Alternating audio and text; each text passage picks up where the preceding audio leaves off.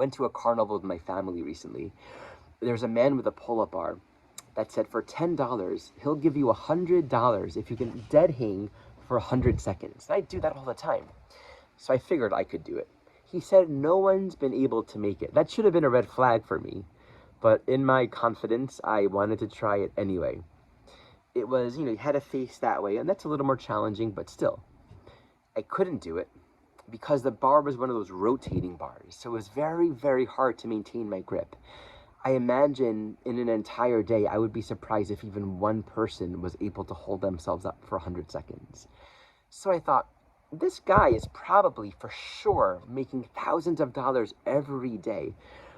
It's kind of easy to make a lot of money if you're not too concerned with ethical, moral consequences of your work. Most corporations and businesses that we actually depend upon, like the status quo structure of our human social technological lives, depends heavily on the corporations that are kind of running the show here.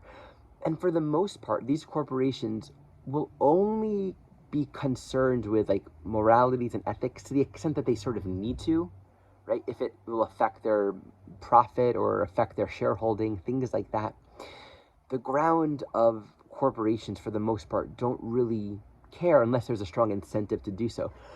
Whereas most of us, I feel most human beings in the world, we care, right? There's like an internal sense of, I don't want to hurt my brother and my sister. I don't want to hurt those around me. I don't want to hurt the people of this world that are just, here with me. I'm wanting to get along. I'm not wanting to take advantage and just do things for profit or for gain.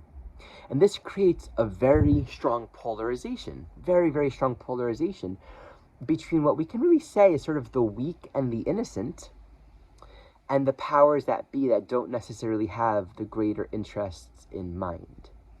We can see this as well when it comes to politics, right? And I'm really thinking of Saturn, Neptune when it comes to this, because I thought about that guy doing those pull-up challenges, and I'm like, man, on one level, I wish I was doing that. That's such a cool business. Like, there's something about what he was doing that felt very appealing to me. The entrepreneurial, sort of confident, excited, I'm earning a living, I'm making it big. That kind of excited me. But then the lack of ethics and morality around it felt really not good to me. There's something about, for so many of us, bringing our innate goodness, our innate caring, but being willing to step up, raise our vibration, get stronger so we can play the game at a higher level. Not all of us have this calling. We all have our own calling, but I think to some degree, many of us might be in some level of resistance, especially when I work with clients and there's that age-old dynamic of a person on a spiritual path, but they have to make money, they have to support, they're a teacher, they have these amazing skills and gifts. We know the world would be of greater benefit for many of us who are carrying a lot of value, a lot of medicine. I know in just the larger community circles within which I'm connected to, that we're all connected to, there's so much medicine and wisdom and richness that we've all accessed, but very few of us are actualizing in the world and really bringing it out in a way that can actually affect the status quo and make a difference. See, Neptune, Saturn said you're wanting to take higher spiritual teachings, higher spiritual truth, greater spiritual meaning, unity, love, purpose, but bring that into society. Imagine walking through a carnival and it's not a bunch of individual booths thinking about personal profit and gain. Right? There's this one group that was, you're going to find these little sort of Neptunian little bubbles, right? People that are just there to do a good thing. People that are saving animals and showcasing these animals and trying to find these animals a good home. They were at the carnival. Just, there are always examples of this.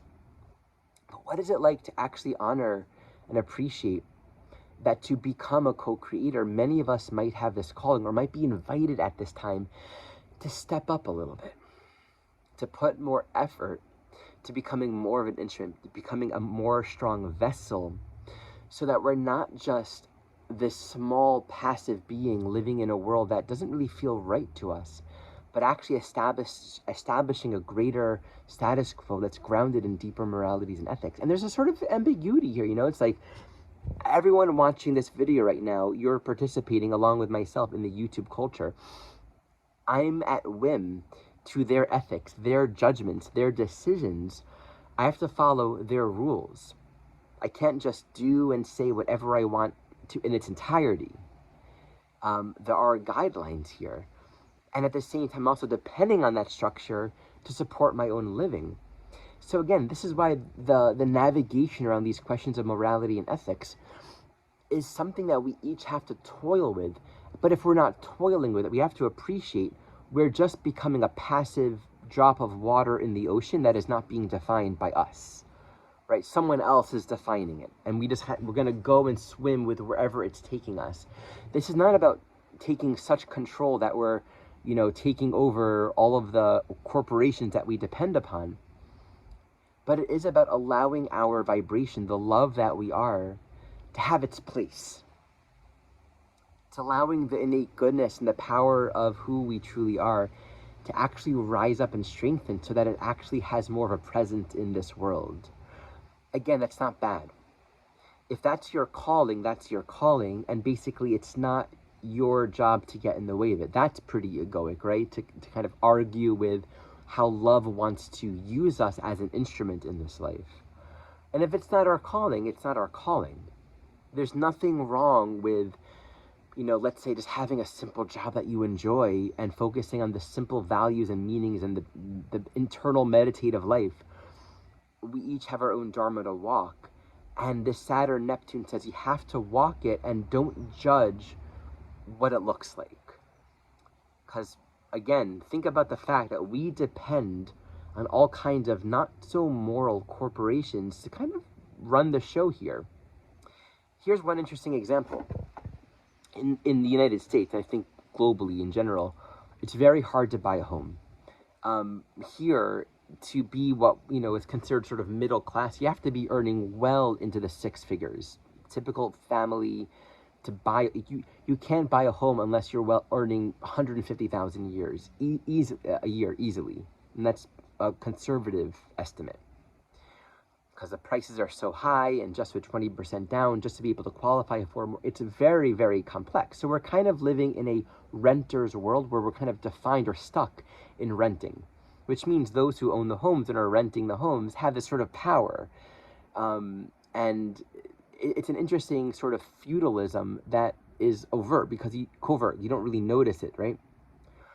What is it like to recognize that we're just dependent more than, it's the ocean we're swimming in. Like, we're dependent upon a sort of status quo reality that just is what it is. What is it like for more people that are doing good in this world to earn a lot of money, who can buy property, who can buy homes, who can create more spaces for more people with good visions that have genuine medicine and teachings and value to carry, to heal and bring meaning to the world, to also have what they need and kind of take us out of the whole renter's paradigm? What if more and more and more of us were using our own success to serve in that kind of way? What kind of new structural and status quo reality would that ultimately create?